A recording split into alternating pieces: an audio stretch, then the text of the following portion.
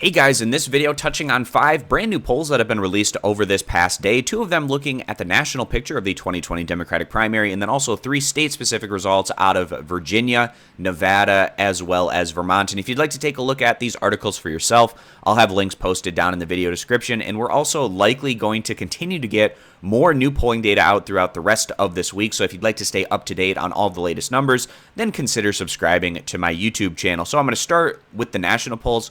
This one coming from Marist, and some big changes compared to the poll they released a couple of months ago in December. So 527 registered voters. Bernie Sanders takes a big step forward, and now there's a double-digit gap between himself and the rest of his upper-tier contenders, where he's now at 31%. He gains 9 points from where he was in that December poll, so a very bullish sign there for the frontrunner at this point in the process, whereas Michael Bloomberg also takes a rather large step forward, where he was at just 4%. Now he is up to 19 percentage points, and now Biden and Warren both take steps back, where you have Biden receding 9 percentage points. He was at 24 in first place. Now he has receded back to third place with 15%.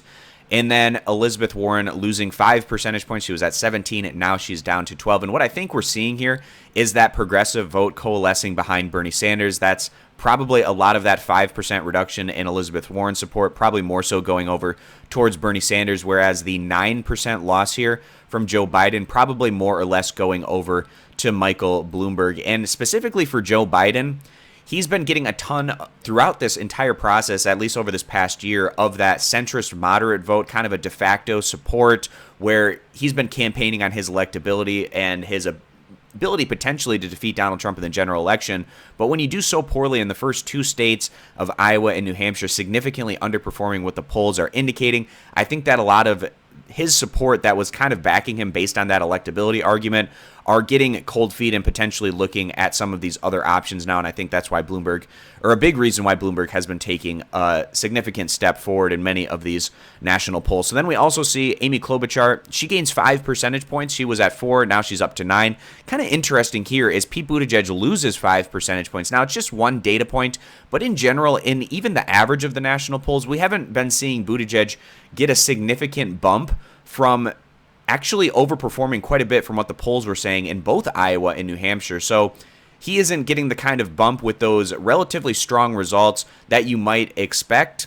In this instance, he actually loses 5 points from where he was before we even went into Iowa and New Hampshire. So we'll see how those numbers continue to play out for Buttigieg going forward. And then all of the other candidates find themselves at 2 percentage points or less. So now moving over to a Zogby analytics, and we can see here that Bernie Sanders leads the pack at 24% of support. Actually, no change from where he was in last month's poll from Zogby Analytics, whereas Michael Bloomberg, another situation where he takes a big step forward. He's in second place at 20%. He gains 9 percentage points from the prior result. Biden at 18%. He loses 6 points from the prior result. And actually, Biden and Sanders were tied at 24 percentage points apiece last month. We can see that that has changed a bit in this instance. And then Warren, she loses 1 point down to 10%. Buttigieg is able to pick up 1 percentage point to 9%. Klobuchar also picks up 1 point. She's at 5%. Tom Steyer, he picks up a point to 4%. And then also Tulsi Gabbard picks up 1 percentage point up to 3 points overall. So those were the 2 national polls that I wanted to take a look at. Now 3 state-specific results. So now moving over, this one coming from Monmouth out of the state of Virginia.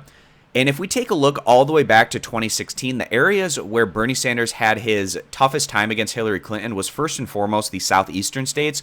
But then another area of the country where he struggled with was in the east. So areas like Virginia, Maryland, Delaware, New Jersey. This was another region that Sanders had his issues. So not a big surprise to see him not in sole possession of first place, but actually, I would say a relatively decent poll out of the state of Virginia, just considering how weak Sanders was in Virginia in 2016. And this is kind of an area of the country where establishment Democrats tend to do a bit better. So we'll see more so Bloomberg and Biden are likely to have more success in these areas than what Sanders might be able to capture. But we can see in this poll out of the state of Virginia with a sample size of 400 likely voters, where you have Bloomberg and Sanders tied at the top, followed by Biden, who's at 18%, Buttigieg at 11%, Klobuchar at 9%, and Elizabeth Warren at just 5%. percentage points. So now moving over, this one is from Nevada. I wouldn't put a ton of belief in this one necessarily because it is an internal poll from the Steyer campaign. It is from Beacon Research, so take it with somewhat of a grain of salt, but it doesn't seem to be completely out of the realm of reasonability where you have out there in Nevada, Sanders leading the way at 24% of support, followed by Biden at 19%, and then Steyer competitive in the upper tier at 18%, Buttigieg at 13%, Warren at 10%, Klobuchar at 7%, and then it goes down from there. So again, guys, this was a poll that was funded by Tom Steyer from Beacon Research. So again, take it for what it's worth. And it had 600 likely voters responding in this instance. So then the final poll here, this one coming out of the state of Vermont from Braun Research with a respondents of 327. And we can see, not a big surprise, the Vermont Senator Bernie Sanders doing very well in his home state where he does better than all the other candidates combined, bringing in 51% on the top line. Buttigieg in second place at 13%, Elizabeth Warren at 9%, Michael Bloomberg at 7%, Joe Biden at 5%, Amy Klobuchar at 4%, Andrew Yang no longer in the race, but he was at 2%, and then Tulsi Gabbard at 1%. And when we actually get the results from Vermont, which is a Super Tuesday state, wouldn't be a complete shock to see Bernie Sanders do so well that none of the other candidates are able to reach 15%.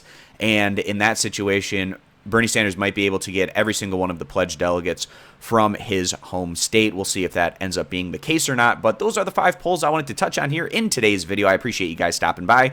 Consider subscribing to the YouTube channel, and I hope to see you back here for future videos.